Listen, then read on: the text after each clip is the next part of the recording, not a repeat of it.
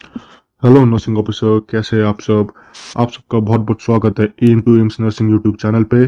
तो आज हम आपके लिए लाए हैं कार्डियोवैस्कुलर सिस्टम पर most important questions related to RRB exam. जैसे कि आपको पता होगा, जो हमारा आरआरबी का एग्जाम है वो हमारा नवंबर या दिसंबर में होने वाला है। तो उसके रिलेटेड कुछ हम इंपॉर्टेंट क्वेश्चन लाए हैं कार्डियोवैस्कुलर सिस्टम पर। तो चलिए शुरू करते हैं। Pacemaker of heart is AV node, SA node, Purkinje fibres या फिर पैरासिम्पथेटिक सिस्टम। स्टूडेंट, जो हमारा एसए नोड होता है वो हमारा प्राइमरी पेसमेकर ऑफ हार्ट के नाम से जाना जाता है। जो हमारे जो कंडक्शन सिस्टम ऑफ हार्ट होता है, हमारे इलेक्ट्रिकल इम्पल्स जो जनरेट होते हैं वो हमारे एसए नोड में जनरेट होते हैं। उसके बाद वो इलेक्ट्रिकल इम्पल्स हमारे जाते हैं एट्रो वेंट्रिकुलर नोड में। उसके बाद वो जाते हैं left and right bundle of his में, and lastly it goes to Purkinje fibers. Next question. Normal cardiac output in healthy adult is 1 liter per minute, 3 liter per minute, 5 liter per minute and 7 liter per minute. Student, जो हमारा जो cardiac output होता है इसका हमारा formula होता है stroke volume multiply by heart rate. Stroke volume क्या होता है स्टूडेंट्स? जो हमारा लेफ्ट वेंट्रिकल जो है वो हमारा पर बीट में कितना वॉल्यूम ऑफ ब्लड पंप करता है, जो हमारा नॉर्मली होता है 70 ml। ठीक है स्टूडेंट्स। और अगर हम इसको कैलकुलेट करें तो स्ट्रोक वॉल्यूम हमारा 70 ml होता है और हमारा हार्ट रेट हमारा 70 से 80 के बीच में होता है। अगर हम इसको 70 लेते हैं तो हमारा 4900 आता है। ठीक है, 4900 ml/मिनट। ठीक है, और इसको अगर हम अप्रोक्स करें तो हमारा 5 लीटर पर मिनट हमारा इसका आंसर जाएगा। ठीक है स्टूडेंट्स। अगर आपसे ये कार्डियक आउटपुट जो है रेंज में पूछा जाए तो वो होता है 4 to 8 लीटर पर minute. Next question. Time duration of the cardiac cycle is a 0.5 seconds, 0.8 seconds, 1 second या फिर 5 सेकेंड्स। जो हमारा नॉर्मल कार्डियक साइकिल होता है उसका हमारा टाइम ड्यूरेशन होता है 0.8 सेकेंड्स।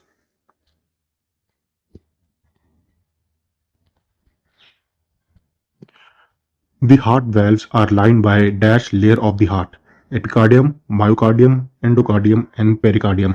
स्टूडेंट्स, जो हमारा जो एंडोकार्डियम होता है उससे हमारी जो हार्ट वेल्व्स है वो लाइंड होती है। Blood supply to the heart is given by A pulmonary, B coronary, C aorta और डी कैरोटिड आर्टरी। जो हमारी left and right coronary arteries होती है स्टूडेंट्स, वो हमारे हार्ट को ब्लड सप्लाई करती है। Largest artery is A aorta, B carotid, C coronary और डी फेमोरल। स्टूडेंट्स, अगर आपसे पूछा जाए कि लार्जेस्ट आर्टरी कौन सी है तो इसका हमारा आंसर जाएगा ए आयोटा। ठीक है, और अगर इसमें आपसे पूछा जाए कि लार्जेस्ट वेन कौन सी है तो इसका आंसर आपका जाएगा इंफीरियर वेना केवा। ठीक है, अगर आपसे पूछा जाए लॉन्गेस्ट वेन कौन सी है, ठीक है, अगर आपसे पूछा जाए लार्जेस्ट वेन आप उसका आंसर देंगे इंफीरियर वेना केवा। अगर आपसे पूछा जाए लॉन्गेस्ट वेन कौन सी है तो आप इसका आंसर देंगे great saphenous vein. Okay, great saphenous vein. Next question. Smallest vein is, smallest vein venules, lymph, capillaries और आर्ट्रियोल्स। स्टूडेंट्स, हमारी जो स्मॉलेस्ट वेन होती है उसको हम बोलते हैं वेन्यूल्स। अगर इसके जगह क्वेश्चन दिया होता स्मॉलेस्ट आर्टरी इज तो इसका आंसर हमारा जाता arterioles. Okay, next question. Baroreceptor control A stroke volume, B blood pressure, C SpO2 और डी आर्टीरियल ऑक्सीजन टेंशन। जो हमारा बैरो रिसेप्टर्स होते हैं ये हमारा कंट्रोल करता है ब्लड प्रेशर को। Next question. The innermost layer of the blood vessel is tunica media, tunica adventitia, tunica intima और ट्यूनिका मिकोजा। वेसल होती है, इसमें हमारे थ्री लेयर्स होती है। ठीक है, the innermost layer is known as tunica media, और जो मिडल लेयर होती है उसको हम ट्यूनिका मीडिया के नाम से जानते हैं। और दी आउटर मोस्ट लेयर हमारी होती है ट्यूनिका एडवेंटिशिया। ठीक है, जो ट्यूनिका एडवेंटिशिया होती है उसको ही हम ट्यूनिका सिरोसा भी कहते हैं और ट्यूनिका एक्सटर्ना भी उसको ही कहते हैं। इसको हम एक इमेज से समझेंगे। ये देखिए, जो हमारी जो ट्यूनिका एक्सटर्ना है ये हमारी outer most layer of the blood vessel है। जो ट्यूनिका मीडिया है ये हमारी middle layer of the blood vessel है, और जो ट्यूनिका इंटिमा है ये हमारी inner most layer of the blood vessel है। Next question. Normal amount of pericardial fluid is. Students, अगर आपसे पूछा जाए कि नॉर्मल अमाउंट हमारा पेरिकार्डियल फ्लूइड का क्या है तो इसका हमारा आंसर जाएगा 20 to 50 ml। Next question. The P wave on the ECG corresponds to A. Arterial depolarization, B. Arterial repolarization, C. Ventricular depolarization और D. Ventricular repolarization. स्टूडेंट जो हमारी जो नॉर्मल ईसीजी होती है उसका हमारा कुछ ऐसा सा ग्राफ बनता है, ठीक है। ये हमारी होती है पी वेव, ये हमारी क्यू, ये आर एस और ये हमारी होती है टी वेव, ठीक है। जो हमारी जो पी वेव होती है ये डिनोट करता है आर्टेरियल डीपोलराइजेशन को, ठीक है। जो हमारी क्यू आर एस वेव होती है ये हमारी करता है वेंट्रिकुलर डीपोलराइजेशन को, और जो हमारी जो टी वेव होती है वो डिनोट करता है वेंट्रिकुलर रिपोलराइजेशन को। तो हमसे क्वेश्चन में पूछा गया है कि हमारी जो पी वेव है वो क्या बताती है, तो वो बताती है हमारे एट्रियल डीपोलराइजेशन को, ओके। ये हमारी पी वेव है, ये हमारी बताती है एट्रियल डीपोलराइजेशन को। जो हमारी जो क्यू आर एस वेव है ये बताती है वेंट्रिकुलर डीपोलराइजेशन को, और जो हमारी जो टी वेव है ये बताती है वेंट्रिकुलर रिपोलराइजेशन को। Next question, prominent you waves indicate hypotension, hyperkalaemia, hypokalaemia और हाइपरमैग्नीसीमिया। स्टूडेंट्स हमेशा याद रखना, अगर आपसे पूछा जाए कि यू वेव ईसीजी में क्या इंडिकेट करता है तो वो इंडिकेट करता है हमारा हाइपोकेलेमिया को, ओके। इसके लिए एक इमेज से मैं आपको दिखाऊंगा हमारी यू वेव होती क्या है। ये देखिए, ये हमारी पी वेव है, ये हमारी क्यू, ये आर एस, ये रही हमारी टी। और अगर आपको ईसीजी में प्रोमिनेंट अगर यू वेव दिया जाए तो ये हमारा इंडिकेट करता है हाइपोकेलेमिया को, ठीक है, which is decreased in potassium level, okay, decreased potassium level. Next question, Holter monitor in means, जो हमारा जो होल्टर मॉनिटर होता है वो क्या इंडिकेट करता है, ambulatory BP, ambulatory ECG, ECG monitoring while sleep और आर्ली बीपी मॉनिटरिंग। स्टूडेंट्स जो हमारा जो होल्टर मॉनिटरिंग होता है वो हमारा एम्बुलेटरी ईसीजी इंडिकेट करता है।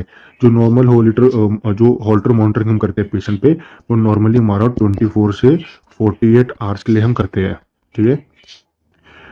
देखिए एग्जाम में कुछ इमेज बेस्ड क्वेश्चन भी आ सकते हैं, तो ये हमारा होता है होल्टर, ठीक है।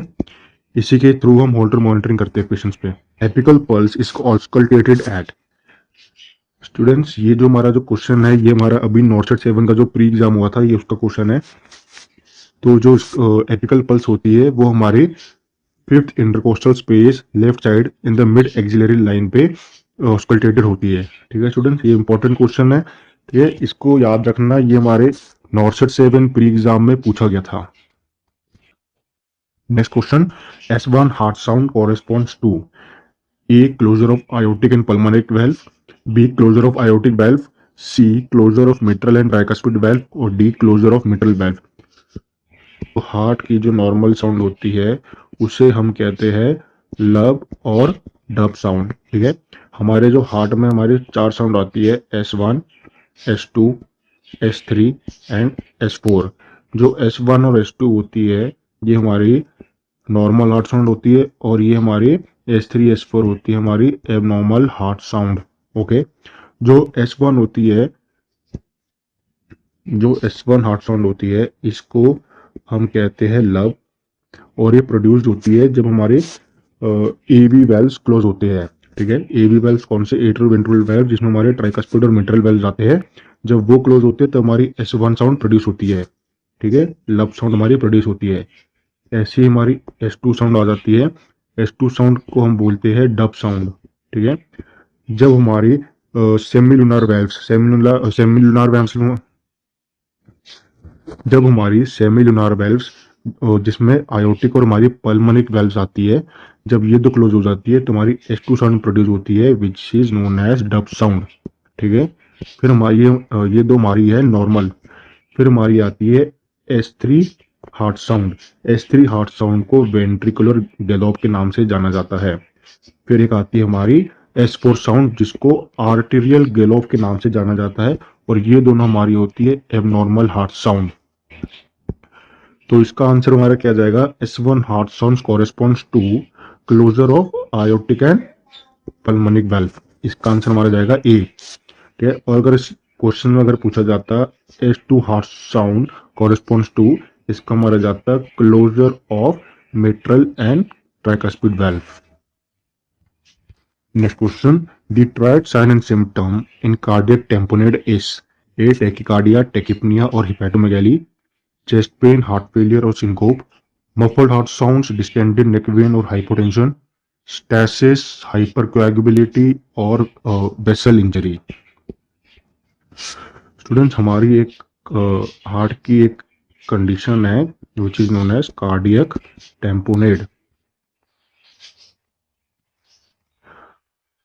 हमारी एक हार्ट की कंडीशन है which is known as cardiac tamponade. इसमें क्या होता है, जो हमारी जो हार्ट की जो पेरिकार्डियल स्पेस है, पेरिकार्डियल स्पेस जो है उसमें हमारा एक्स्ट्रा फ्लूइड जब भर जाता है तो हमारी वो डिजीज कार्डियक टेम्पोनेड के नाम से जानी जाती है। आपको मैंने बताया था जो नॉर्मल जो हमारा जो हार्ट का जो पेरिकार्डियल स्पेस में जो फ्लूइड होता है वो 20 to 50 ml होता है। अगर इससे ज़्यादा हमारे हार्ट में फ्लूइड भर जाता है पेरिकार्डियल स्पेस में तो उसको कार्डियक टेम्पोनेड के नाम से हम बोलते हैं। ठीक है, और हमेशा याद रखना जो कार्डियक टेम्पोनेड होता है उसमें जो हमारा जो हार्ट है वो या तो पीयर शेप का दिखाई देगा या तो वो दिखाई देगा ग्लोबुलर शेप का। ठीक है स्टूडेंट्स, कार्डियक टेम्पोनेड की कंडीशन में एक ग्रुप ऑफ साइलेंट सिम्टम आते हैं जिसको हम बोलते हैं बिग ट्रायड, जिसमें कि हमारे 3 मेन साइलेंट सिम्टम्स आते हैं। First one is hypotension, second muffled heart sound और थर्ड हमारा लास्ट होता है डिस्टेंडेड नेक पेन। ये एग्जाम के पॉइंट ऑफ व्यू से बहुत इंपॉर्टेंट आपसे पूछ लिया जाएगा कि कार्डियक टेम्पोनेड की कंडीशन में कौन सा ट्रायड देखा जाता है या फिर बिग ट्रायड कहाँ पर देखा जाता है। तो इसका आंसर हमारा जाएगा muffled heart sound, distended neck pain and hypotension. Next question, water hammer pulse is a feature of. जो हमारा वाटर हैमर पल्स है इसको ही फोर्सफुल पल्स या फिर कोलैप्सिंग पल्स के नाम से जाना जाता है और ये हमारा किसका फीचर है, आयोटिक रिगर्जिटेशन का। Next question, drug of choice for congestive heart failure. Students, अगर आपसे पूछा जाए कंजेस्टिव हार्ट फेलियर का ड्रग ऑफ चॉइस क्या है तो हमारा होता है डाइजॉक्सिन। चलो जानते हैं थोड़ा डाइजॉक्सिन ड्रग के बारे। जो डाइजॉक्सिन ड्रग है स्टूडेंट्स वो ड्रग ऑफ चॉइस है कंजेस्टिव हार्ट फेलियर का, जिसका थेराप्यूटिक रेंज है हमारा 0.5 से 2.2 नैनोग्राम्स पर ml। अगर 2.2 से ज़्यादा चले जाए तो वो हमारा डाइजॉक्सिन टॉक्सिसिटी लीड करता है। आपसे एग्जाम में पूछा जा सकता है कि हमें कौन सी पल्स को मॉनिटर करना है डाइजॉक्सिन ड्रग देते टाइम, तो हमेशा याद रखना एपिकल पल्स को हम मॉनिटर करेंगे।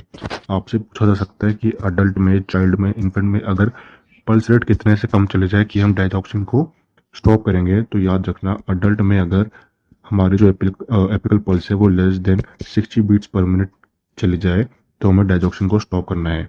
ऐसी चाइल्ड में less than 70 beats per minute चल जाए तो हमें डाइजॉक्सिन को स्टॉप करना है। और ऐसे ही अगर इन्फेंट का आपसे पूछ ले तो less than 90 beats per minute अगर चले जाए हमारी एपिकल पल्स तो हमें डाइजॉक्सिन ड्रग को स्टॉप कर देना है। अब बात करते हैं हम डाइजॉक्सिन टॉक्सिसिटी के बारे। ये भी एग्जाम पॉइंट ऑफ व्यू के लिए बहुत ही इंपॉर्टेंट क्वेश्चन है डाइजॉक्सिन टॉक्सिसिटी। अगर आपसे पूछा जाए डाइजॉक्सिन टॉक्सिसिटी कब होता है तो अगर मोर देन 2.2 mg पर ml हमारा थेरेप्यूटिक रेंज पहुंच जाता है तो हमारा डाइजॉक्सिन टॉक्सिसिटी कंडीशन लीड करता है वो। इसमें हमें सबसे पहले क्या करना है, ड्रग को स्टॉप करना है। और अगर आपसे पूछा जाए कि कौन सा इलेक्ट्रोलाइट इम्बैलेंस डाइजॉक्सिन टॉक्सिसिटी में देखा जाता है तो हमारा हमेशा increase in potassium level, increase potassium level which is hyperkalaemia देखा जाता है डाइजॉक्सिन टॉक्सिसिटी में। अगर आपसे पूछा जाए drug of choice of digoxin toxicity क्या है तो डाइजॉक्सिन टॉक्सिसिटी का हमारा ड्रग ऑफ चॉइस होता है हमारा डिजिबाइंड। ओके स्टूडेंट्स, तो आज की क्लास हमारी यही तक थी। अगर आपको वीडियो अच्छी लगी हो तो चैनल को सब्सक्राइब कीजिए, वीडियो को लाइक कीजिए। Thank you.